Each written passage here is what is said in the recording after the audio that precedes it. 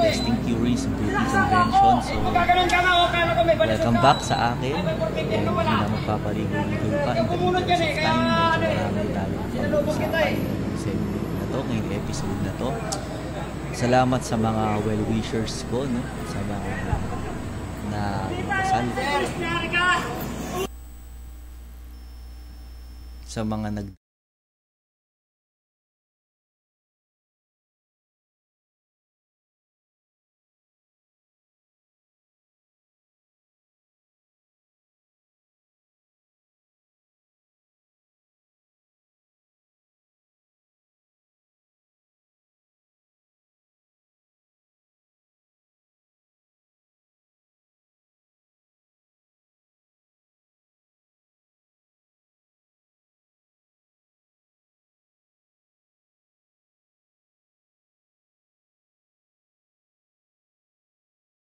right now, under medication pa rin as I mentioned, pero okay na, medyo okay na, although I am still, soft opening.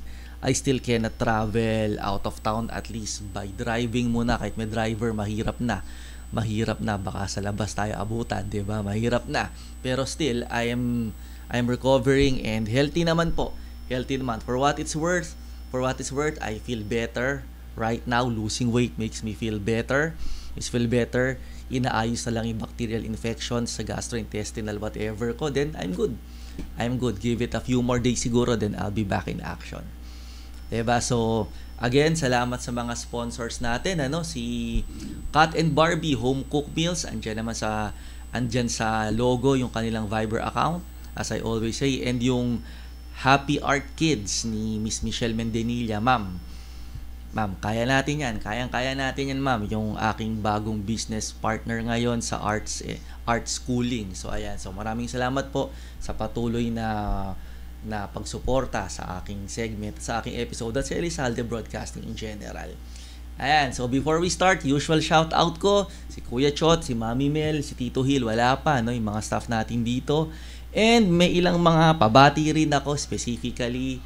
So, congratulations sa aking inaanak na si Lars.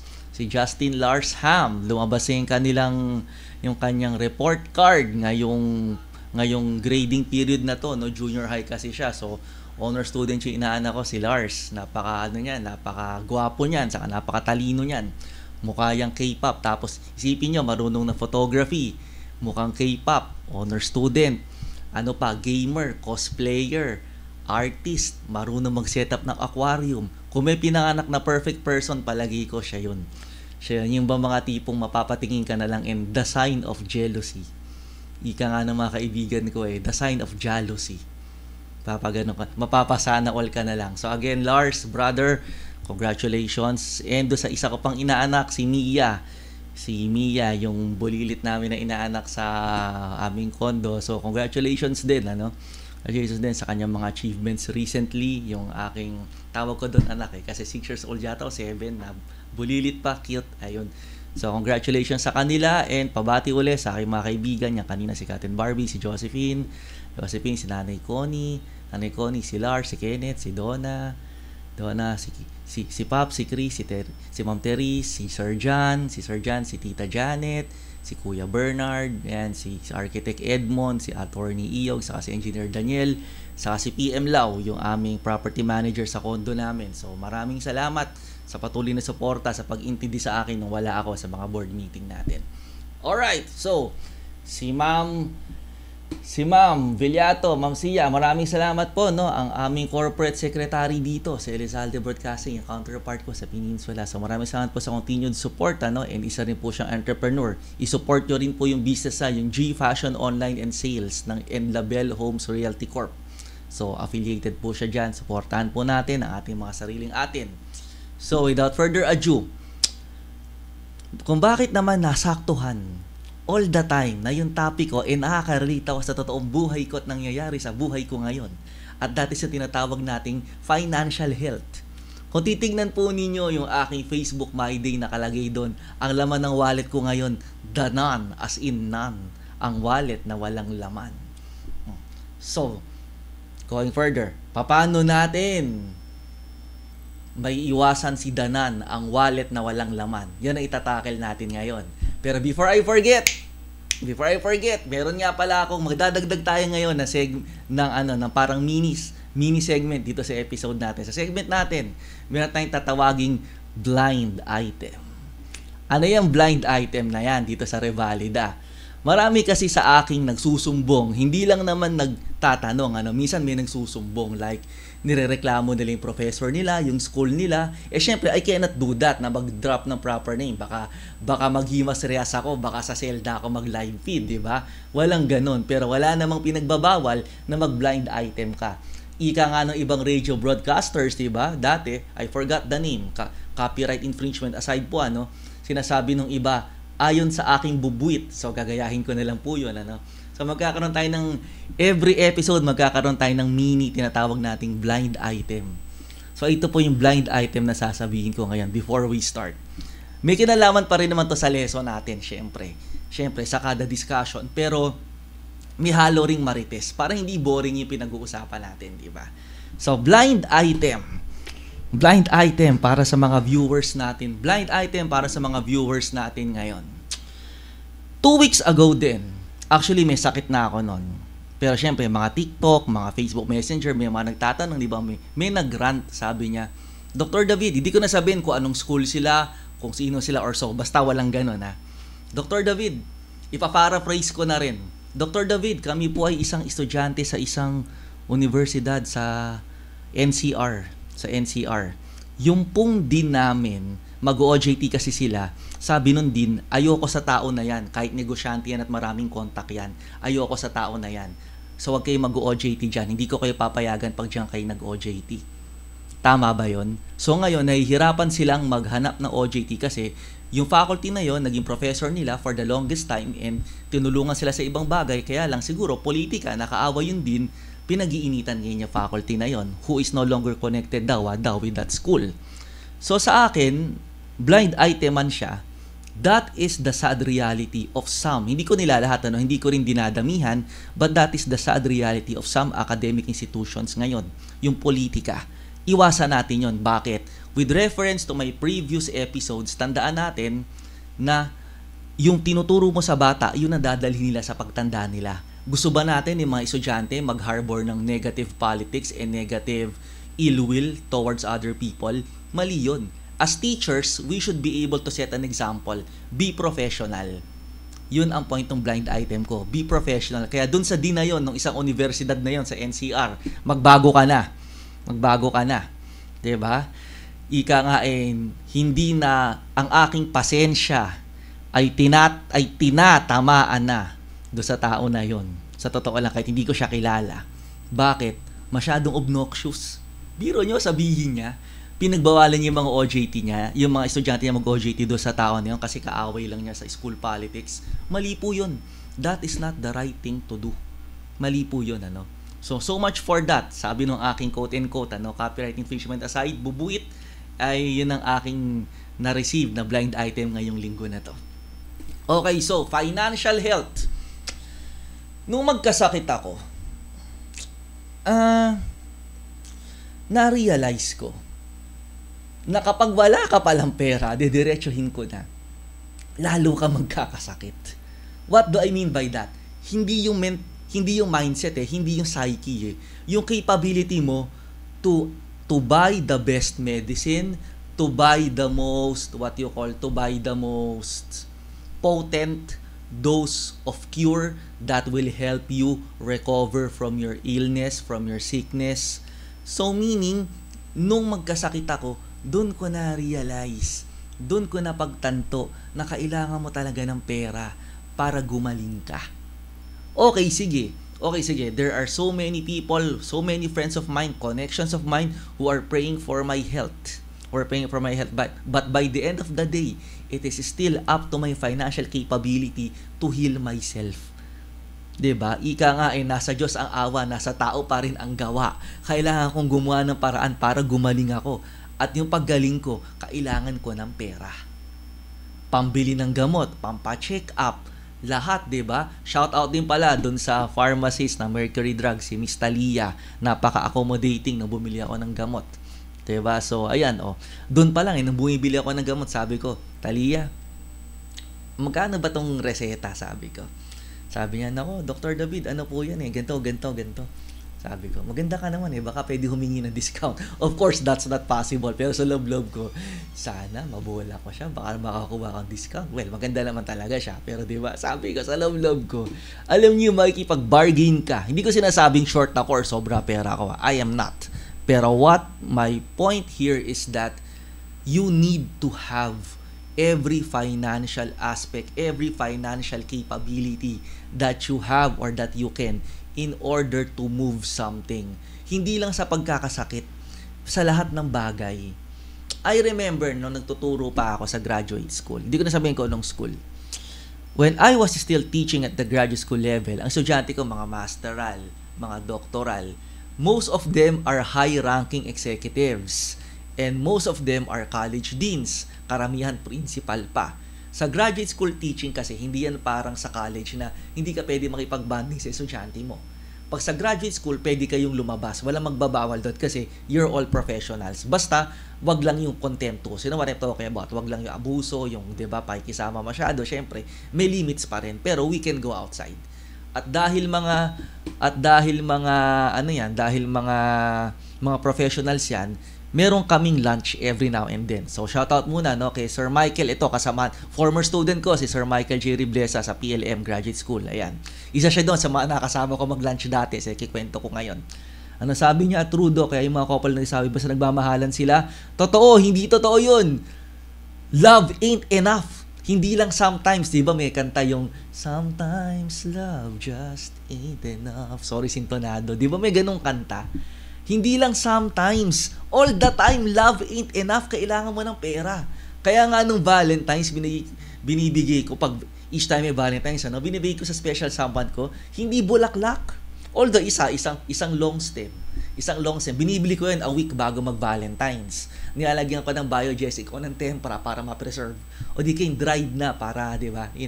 Alam niyo naman ako, pagkakoripo tayo, di ba? Alam niyo binibigay ko? Hindi ako much into flowers. Alam niyo ako na binibigay ko? Pagkain. Minsan Gcash. Minsan sinabi sa akin, Benedict, i-Gcash mo na lang. Okay. Practical, di ba? Ika nga ay natatandaan niyo sa Facebook meme dati, bigas men, bigas, aanihin bulaklak. Ang importante ngayon, bigas, pagkain. Politics aside, hindi nga bumababa yung presyo ng bigas natin di ba? Hindi nga bumababa kahit pinangako. At maraming napako doon sa pinapangako lately, di ba? At isa ako sa mga napakuan ng pangako na yon, di ba? But anyways, hindi nga bumababa yung presyo ng bigas tapos ibibigay mo pa bulaklak, tapos sabihin nyo, nagmamahalan po kami against all odds. Kung pwede lang magmura dito, mali-letter G ko yun Pag may nakakarinig ako ng ganun, hindi pwede against all odds. Dapat may pera kayo, dapat practical kayo. Di ba may commercial dyan? Correct me if I'm wrong, si Ann Curtis, yung may insurance ka na ba? Financially stable ka na ba? Yun ang dapat tinatanong ng babae sa lalaki. Hindi sa sinasabi ko na lahat pera, Pero it is what it is. Real talk lang. If your partner is not financially healthy or if someone is not financially healthy, wala kang patutunguhan. Yan yun in relation sa sinabi ni Professor Riblesa kanina, Doon sa kikwento ko ngayon, doon sa share ko ngayon dito sa episode natin, Minsan, nagtuturo ako sa graduate school. Before, kumakain kami sa labas.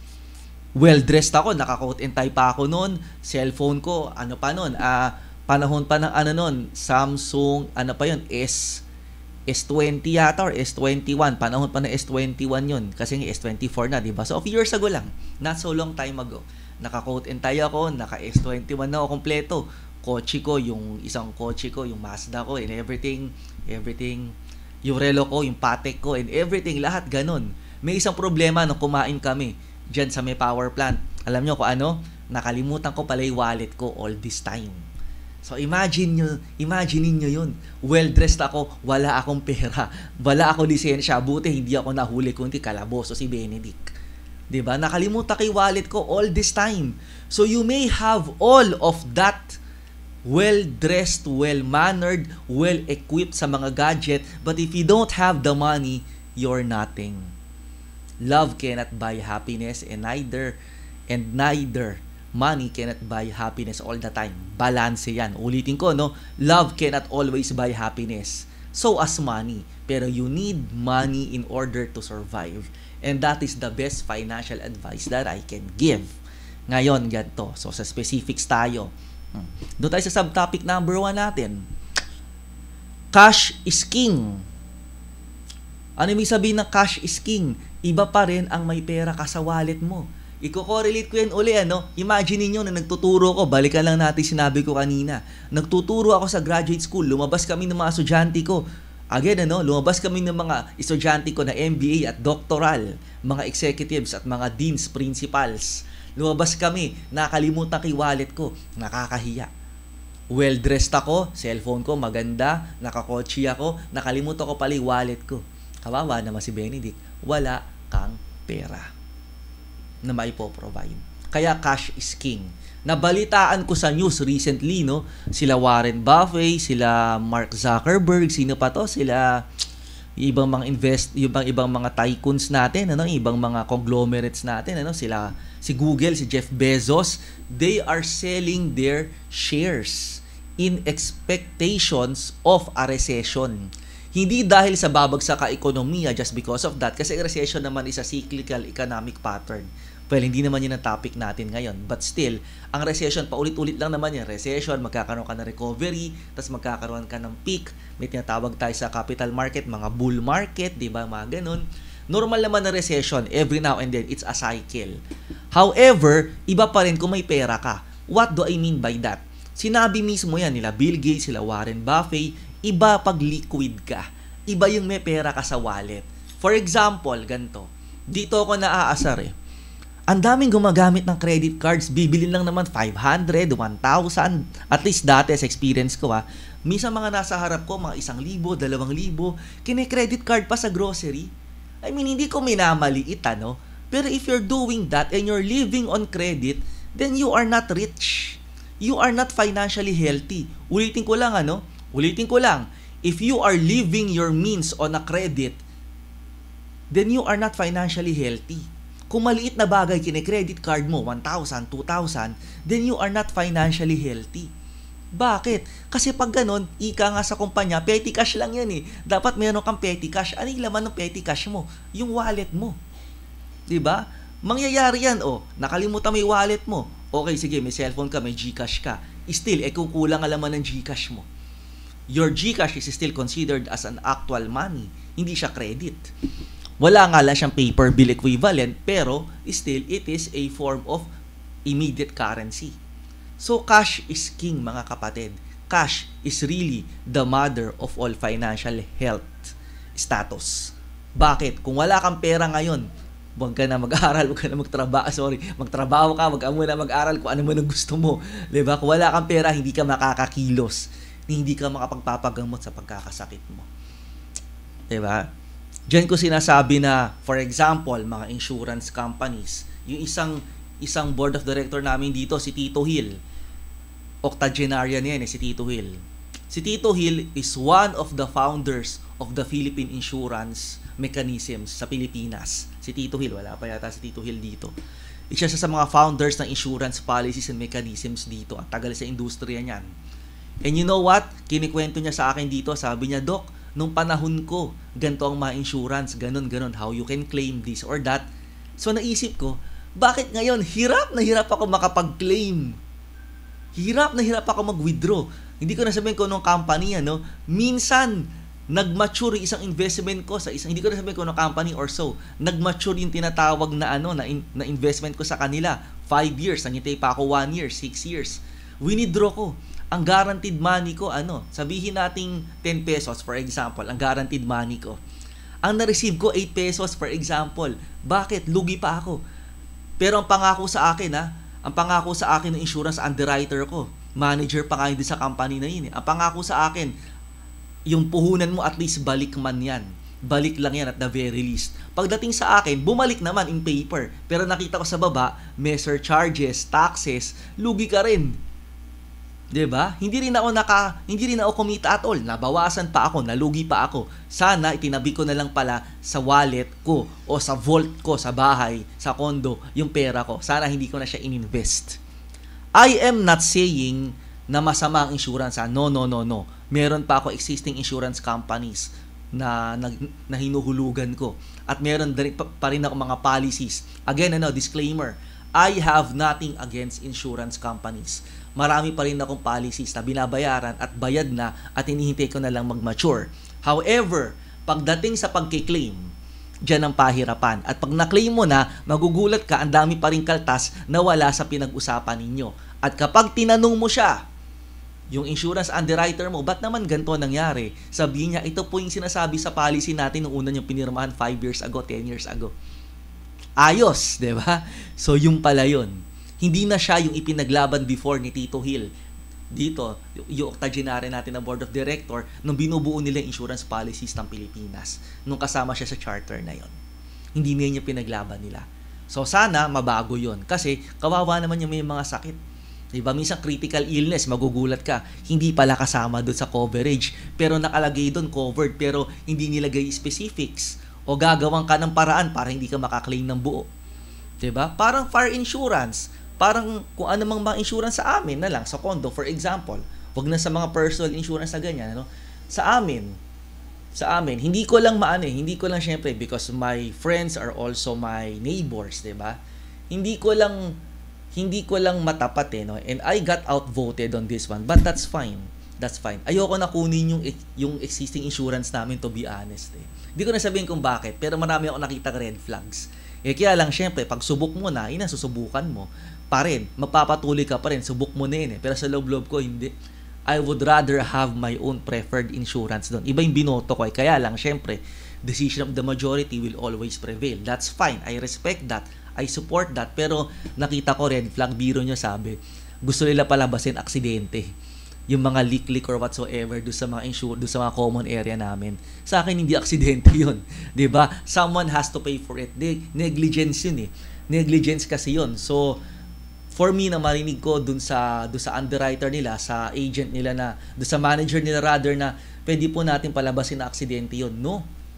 Ayoko ng ganon. And I didn't sign for it. Bumoto ko pero I didn't sign for its approval. Hindi ako pumirma doon. Kung magsasign man ako with reservations kasi I don't like it.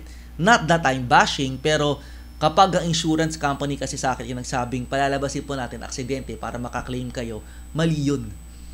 You should be honest all the time kasi pera ang pinag-uusapan dito. Pera ng asosasyon, pera ng tao, buhay ang pinag-uusapan dito. So you have to be honest all the time. Diyan ko na-appreciate yung Ayala Group. May nabasa ako article sa Ayala Group of Companies. Di ba sumabog dati, kung natatandaan nyo, 2007 yata, yung Glorieta 5, di ba? And they were honest about everything doon sa nangyari. Pati sumabog sa Serendra before, di ba? They were honest about everything. Wala silang inilay. Wala silang pinagsinungaling. Yun ang ina-expect ko sa mga ganyang mga kumpanya.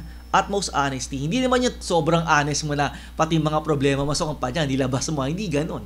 Hindi ganon, di ba? Pero sa mga ganyang bagay, pag pinag-uusapan buhay ng tao, you should be very honest.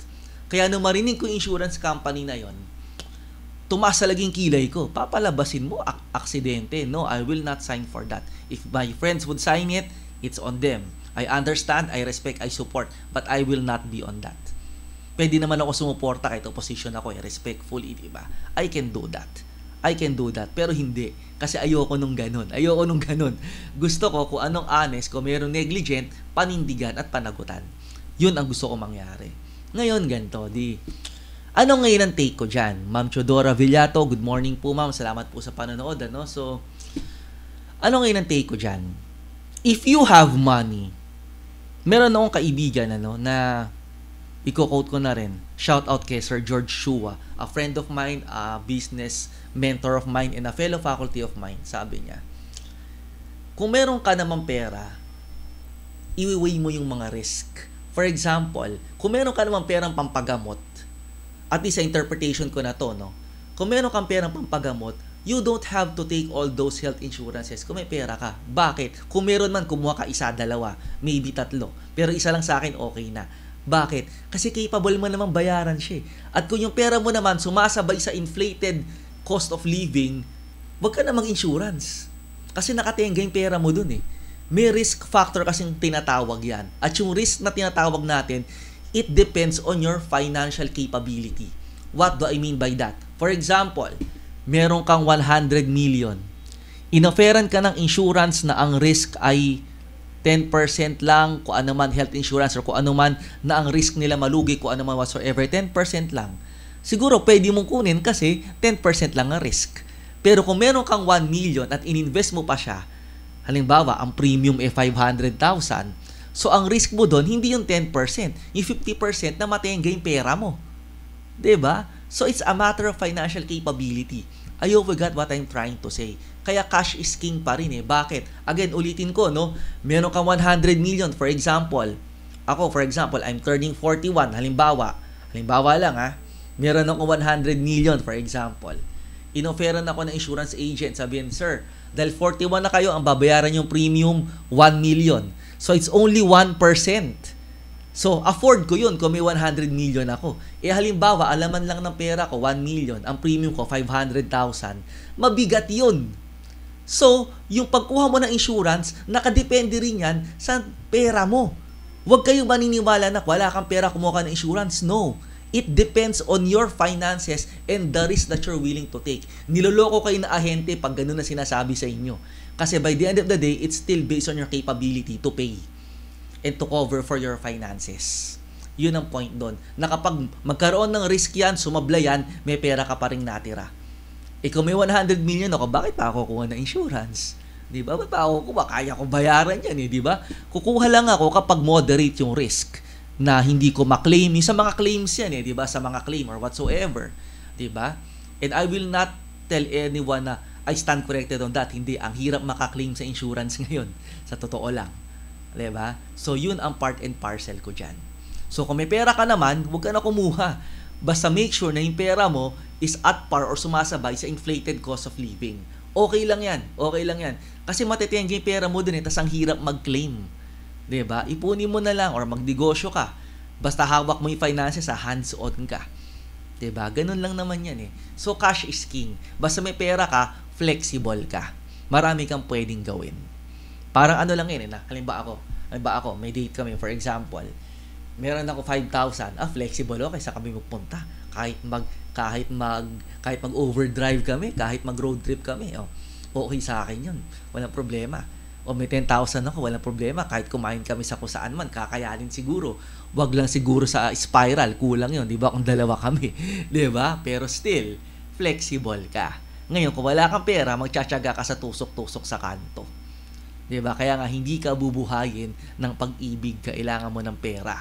Hindi ko sinasabi mukha tayong pera, pero it is what it is. Sa mga comments sa Facebook, sa mga post doon na dito pa ako natatawa Dito ako naiinis Yung mga Gen Z, saka mga batang millennials, yung mga slightly younger than me, dito ako naiinis Yung mga batang professionals ngayon, naiinis ako. Bakit? Sinasabi nila pag ayaw mo sa trabaho mo, mag-resign ka. Wow!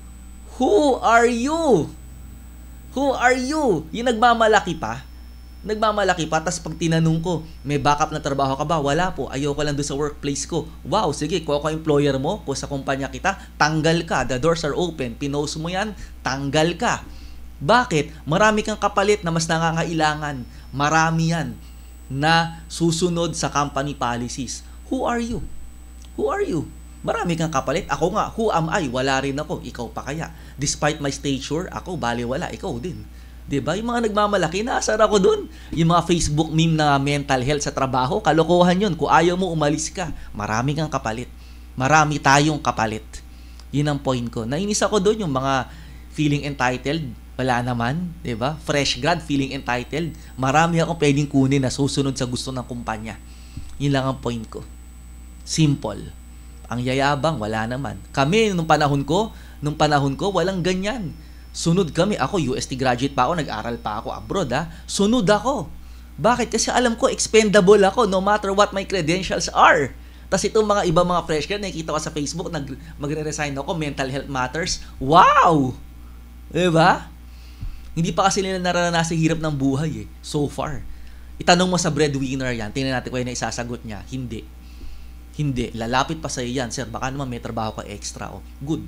Hindi exploitation yon. That is mutuality. Professional mutuality ang tawag doon. At kung wala kang pera, hindi mo mapoprovide yun. Kung wala kang pera, hindi mo magagawa yun. Kaya cash is king. This is a very unpopular post na sinasabi ko ngayon, pero be as it may, it is what it is. Hate me for what I'm saying, pero if you don't have cash, wala kang karapatang kumilos. Kasi hindi ka rin makakilos at all. At kung ikaw ay nagtatrabaho, wala kang karapatang magreklamo unless meron ka ng kapalit na trabaho pag nag-resign ka. Otherwise, pabigat ka lang sa society. Marami kang kapalit, marami akong kapalit. Napakaliit natin ng mga tao as compared sa grand scheme of everything. Huwag tayong magmamalaki. Yun lang yung point ko. Alright? So, cash is king, ano? Pag may pera ka, gagalaw ka. Pag wala kang pera, hindi ka maagalaw. Mamamatay ka sa sakit. Yun. Mamamatay ka sa sakit pag sa cash is king, ano? By the way, speaking of sickness, yung mga kaibigan ko sa PhD Circle, may mga sakit din. Get well soon. You know who you are, ano? Sila Doc Len. Yan, may sakit si Doc Len ngayon. Get well soon, madam. Get well soon, regards sa family, no? Yung ibang mga kaibigan ko na may sakit, get well soon, you know who you are, mga shoutout, di ka na mabilang. Anyway, so next subtopic tayo, no? So again, cash is king. Wala kang pera, di ka kikilos. Next, the subtopic natin. Ito, magagalit ang ibang accountant sa akin dito, pero be as it may. Mga receivables. Are your receivables really an asset or really are assets? Ang mga receivables nyo ba ay asset o hindi? Ang sagot ko dyan, hindi. Sa accounting papers, sa accounting, sa audited financial statements, again, disclaimer, in every audited financial statement, accounts receivables are considered assets. But in real life, they are not always like that. Why? Because if a receivable doesn't translate to cash, practically, not on papers. If these receivables will not translate into cash the soonest, lugi ka rin. Kasi hindi umiikot yung pera mo. Iba pa rin yung hawak mo yung pera. So, in relation to our first subtopic, kung hindi mo natatranslate sa pera ang assets mo, wala pa rin yun. For example, cellphone. Pag hindi mo to binenta, kung kailangan mong kumita, kung kailangan mong magkapera, wala yan. O may umutang sa'yo, receivables yun. Hindi ka binabayaran. Nakalista sa'yo, receivables, diba? Hindi ka nabayaran. Wala rin. So again, receivables are assets only in audited financial statements. But in reality, this may not be the case all the time. Because you have to convert these receivables into liquidity parameters, aka cash. Pag kailangan mo ng pera at puro ka cellphone, puro ka utang, pinautang na hindi nababayaran, wala rin yan. May NPA ka pa niyan, non-performing asset, pag nagkataon. Iba pa rin yung may pera ka sa wallet. Ako, papipiliin ako, alas o pera? Pera. Again, alas o pera? Pera. Bakit? Ready na yung pera, alas, papatubog mo pa. Oo, nag-appreciate ang alahas. Pero sa akin, tangible asset pa rin yun. You need to sell it. Again, papipiliin ako, alas o pera, pera pa rin. Kahit mas mababa, halimbawa, I will be given a gold watch that is worth 100,000 pesos or I will be given 70,000 pesos cold cash. I will choose that 70,000 pesos cold cash. Or if I will be given a 1 million peso necklace, halimbawa lang, or a 1 million peso ring, or I will, ulitin natin, if I will be choosing between 1 million pesos worth of ring or jewelry or 700,000 spot cash, I will choose the spot cash. Pera na yun eh. Bakit? Mas importante sa akin yung spot cash. Pera na yun. Yung alas, ipapatubog ko pa siya, ibibenta ko siya, isasanla ko siya, maybe at a lower value pa. Although nag-appreciate ang value niya, pero still, hanggang hindi mo siya nako-convert ito pera, pag nangailangan ka, palamuti lang yan sa'yo. Angas lang yan sa'yo. Iba pa rin yung may pera ka. Minsan nga, sa mga bangko, hindi ako convinced eh. Bakit? Yes, they give you interest, very little. Time deposit, very little. Treasury bonds, diba? Still, yung mga treasury bonds, yung mga ganyang investments, mga ano pa ba iba, capital markets, pero still, pag nangailangan ka, ibebenta mo pa rin yan bago makuha yung pera mo. Ibebenta mo pa rin yan bago mo makuha yung cold cash mo. Ako yung pera ko, hindi naman sa inaano ko, I have a mini vault. Andun lang yung pera ko. Yes, I do have insurance, I do have money in banks, pero meron akong vault na nasa condo. Andun lang yung pera ko. Andun yun. Siguro mga 40% of my liquid cash nandun. Naka-vault. Hindi niya matatanggal yan. May granada, hindi, just kidding. May booby trap yun. Diba? Hindi mahuhugot ng basta-basta. Una-una, nakakondo ko. So, yung vault ko, hindi mo kukuha basta-basta yun. Meron akong vault. Andun yung karamihan sa pera ko. Hindi ako naniniwala sa banks. Don't get it that way. Pero iba kasi pag may pera ka na nakalagay, kailangan kong pera. Kuching! Dial the magic password and you have money. Diba? Yung interest, hindi ko siya kailangan, Pero pag kino-compute ko siya, in the immediate scheme of maturities and annuities, kung ano man ang tawag doon, lamang pa rin yung inflation kaysa doon sa kinita mo Sa totoo lang, yung negative inflation kasi may dalawa uri na inflation. Yung positive saka negative. Yung positive, tumataas din naman ang sweldo natin. Inflation yon. Pero yung negative, mas mataas yung presyo ng bilihin. So, diba? Hindi siya balanse. Mas mataas yung negative kaysa sa positive. Mas mataas yung cost of living kaysa sa sweldo mo or kinikita mo, yun ang inflation na negative na tinatawag. Kaya ako, bihira ka magbangko, nasa vault karamihan ng pera ko. Bakit? Kasi nga, for that matter, mga ilangan ka, sumweldo ko, lagay sa vault. Kumita ako sa dividends, lagay sa vault. Some, ilagay sa bangko, i-deposit sa bangko. Nasa vault lang lahat yan. Magde-deposit ako, to be honest, ako yung typical na Chinese na nakabayong, na may dalang bayong pa nagde-deposit ako. Why?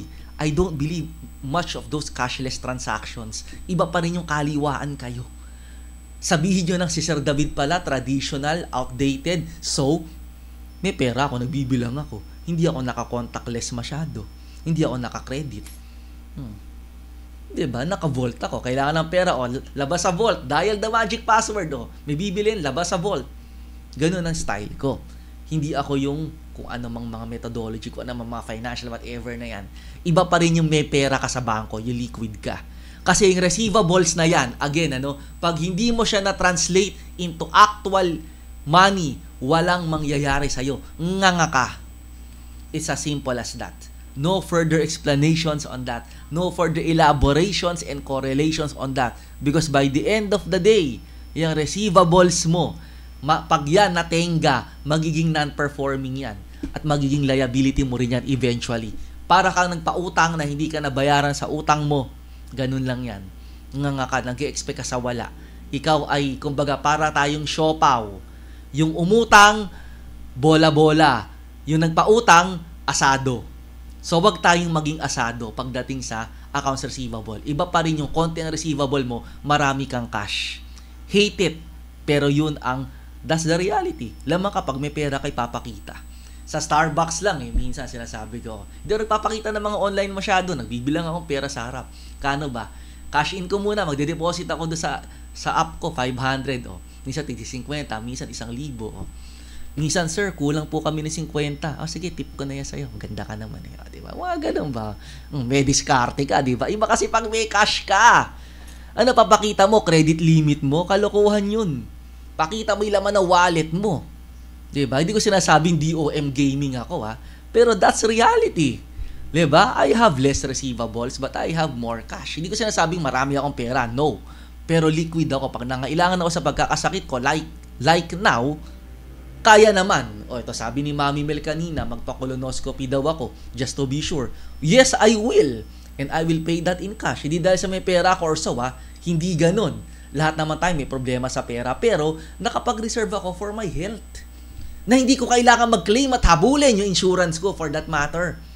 Hindi ko sila kailangan. Hindi ko kailangan yung insurance na yan kasi may pera ako ngayon na pampagamot ko. Ganun yun. And that's better kaysa magmamakaawa ka, Miss Agent, nasa. Ang dami irarason sa'yo. I-Englishin ka pa. Maubusan ka ng English. Wag na lang. Ito na yung pera ko Kaya ko naman Hindi ko sinasabi sobra, pero may pampagamot ako. No, thank you. No, thank you, insurance company. No, thank you. Kaya ko. Hindi ko pinagmamalaki, pero kaya ko. Kasi pinag-ipunan ko yan. And it's a matter of financial discipline. Because your financial discipline will determine your overall financial health. Ulitin ko, Your financial discipline will determine your overall financial health. Kasi kung marunong ka magtipid at mag-prioritize ng perang nasa harap mo, hindi mo na kailangan yung mga insurance na yan. Sa totoo lang. Kasi lalaki at lalaki yan incrementally at hindi ka magmamakaawan makaklaim sa kanila. Hindi ko sinisira ng insurance companies, I am not. Pero kung kaya mo naman sa sarili mo na ready money ka, ibigay mo na. Ganon din mahirapan ka mag-claim, tas sasama pa loob mo. Yung expectation mo, hindi nila binigay lahat. Lalo ka ma-stress, lalo ka magkakasakit. Yun ang point ko. Alright, so last subtopic natin is, as much as possible, ito medyo conflicting to, no? Pero i-explain natin yan. Do not use your own money pag nag-i-invest ka or so. Ano ibig ko sabihin dyan? Ito naman sa mga side ng umuutang. Do not use your own money. Ano ibig ko sabihin dyan? Kung nagne-negosyo ka at may pera ka lang naman din, ang sasabihin ko sa inyo, mag-loan ka muna. Pero wag yung malaki. Bakit? Ano ibig ko sabihin dyan? Pag ginamit mo kasi yung pera mo agad-agad doon sa negosyo mo at nagkaroon ng failure yan, pera mo yung nawala. Ngayon, sabihin nyo, sir, conflicting sa first two subtopics nyo, ha? Well, I'm not talking of business no sa first two subtopics ko. I am just talking of what you call health and personal whatsoever. Hindi ako nagsasabi ng negosyo. Dito sa business, iba ang negosyo. Kasi pag negosyo, you're talking not only of yourself, but also of your salary sa employees mo, market mo, customer mo, health and safety ng binebenta mo, di ba? So, pagdating sa negosyo, mas maganda kung mag-loan ka, kung papayagan ka, kung meron kang credit whatsoever, di ba? Ginagawa ko yan, halimbawa,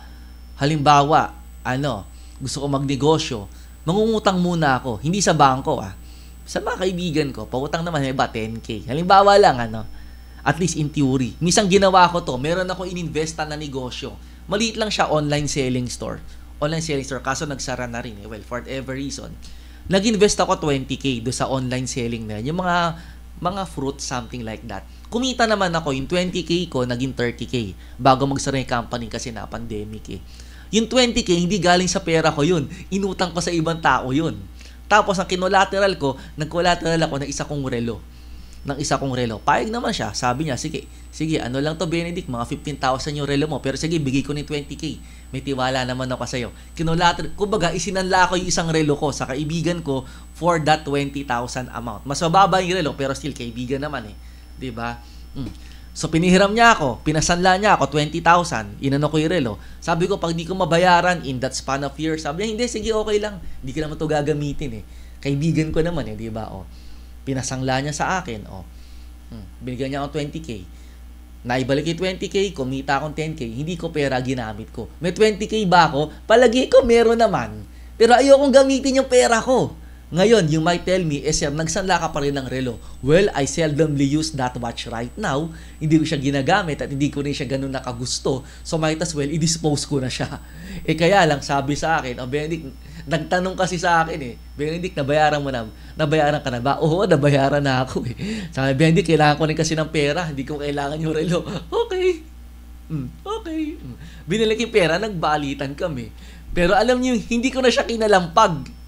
Nung humiram akong 20K kasi I don't really like that watch. Hindi naman sa I don't really like, pero alam niyo, hindi na ako fund. Diba? So, sinanla ko siya. Yun ang point ko doon. Kung meron kang mga bagay na hindi mo na kailangan, i-liquidate mo siya. Huwag kang gagamit na agad-agad na pera mo. Yun ang point ko dito. Halimbawa, meron kang relo na hindi mo na gusto, hindi mo na kailangan or so, isang lamo kahit palugi. Kahit palugi, okay lang. Kung hindi naman siya high-end, hindi naman siya Rolex or so. Halimbawa, fossil, for example. Ito, fossil. Halimbawa, di ko na siya gusto or whatsoever. Sanla ko na siya. Or yung pang-regalo ko, bibigay ko sa mga pamangkin ko na mas bata sa akin. Di ba? Although yung mga relo nila, mas mahal kaysa sa akin. Di ba? Pwede ko isanla for whatever reason. Hindi ko na siya kailangan May pera ako.